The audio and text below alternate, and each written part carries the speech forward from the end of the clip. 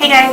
So I've been doing a lot of thinking the past couple days and reflection on the year that is wrapping up in a couple days, and I just wanted to document this for myself and anyone who's interested in watching a little recap of my year. 2019 has been the craziest year of my life, and I don't mean that in like a dramatic cliche way. It has truly been the craziest year of my life. It has been filled with some of my proudest successes and some hard failures. It has had just like the highest of highs and the lowest of lows. I went through an absolute roller coaster of emotions and things that happened to me that have generally like changed my life forever. I'm leaving this year a completely different person than I started it, and I think that's pretty cool. I have grown in ways I didn't even think possible, and I'm proud of that, and I learned a lot of things this year that I want to really embrace and take with me into 2020. So I thought I would share some of the highlights from this year so I can look back on them myself and just see the crazy year that it's been. The first thing is that I started this year single, and I know that doesn't sound like a big deal, but I was in like a pretty serious relationship for 3 years, and I was really bad at being alone. I didn't have a lot of faith in myself for being independent and felt like I needed to be in love and have a boyfriend, and I really like taught myself this year how to be okay with being alone and what it really means to like love yourself. And I know it's so cliche, but it's really true, is that you can't love someone else until you really love yourself. The second thing is I completely soaked up and treasured every single moment of my senior year. I look back on those last few months with my friends with such a positive light and so much like happiness and thankfulness to have been able to like end my college career with those people by my side. Obviously, the next thing is that I graduated from college. That was a huge thing. 2019, graduated with a bachelor's in psychology, and hopefully someday we'll make that into a doctorate of occupational therapy, but we'll take that one step at a time. I was really proud of myself for succeeding and, hitting that milestone in life. This one's really close to my heart, and it's that I got to finish treatment for one of the autoimmune diseases I have. And this treatment was one of the hardest things I've ever been through. I lost like a lot of my hair because of it. I had to shave my head, and made me feel really sick. I had to be in a lot of isolations during college and missed classes, and I missed a lot of like social activities because of it, and like it was really hard to deal with. But the last month of college I got to finish that, and was strong enough to start another treatment that I could do like more safely and independently in Vietnam here. Which leads me to maybe one of the biggest things, and I keep saying that, but the fact of the matter is like everything was big this year for me. I moved across the world to Vietnam. I dreamt about returning back to Vietnam for a very long time, and I didn't know if I was going to ever really be emotionally ready to do so, but I kind of harnessed the wind and just let life take me where I was meant to be, and I landed back here. And it's been amazing to learn more about my culture and where I was from and born, and be around people like for the first time in my life who look like me.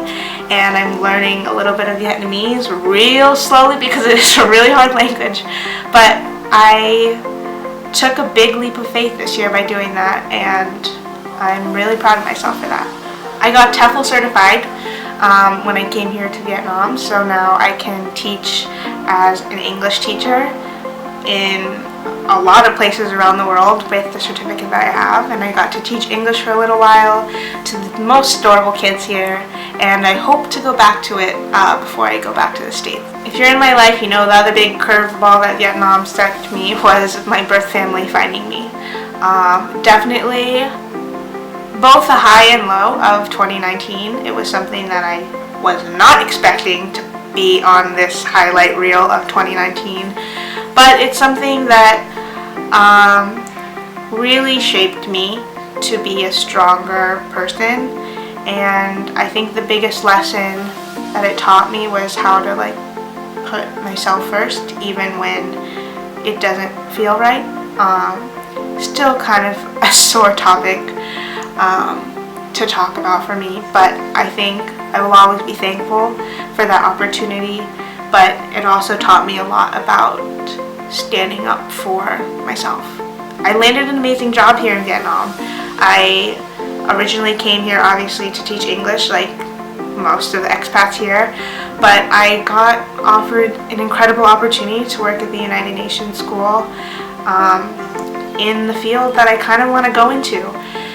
And that's been one of the most rewarding jobs for me, to really like slowly watch my little kiddo's progress and just really like build a relationship with him. He's absolutely crazy, but he's like that annoying little brother that you're just like, I hate you, but I love you. But it's been a really fun job.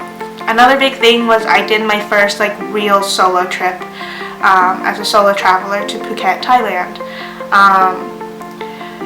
It wasn't like the most rustic destination, like I went to a really nice beach and stuff, but I did it alone, and I was really proud of myself for that, because I've always traveled with other people, or if it was like alone, it was like meeting someone somewhere. So I was never really like in a destination completely alone for the whole entire trip.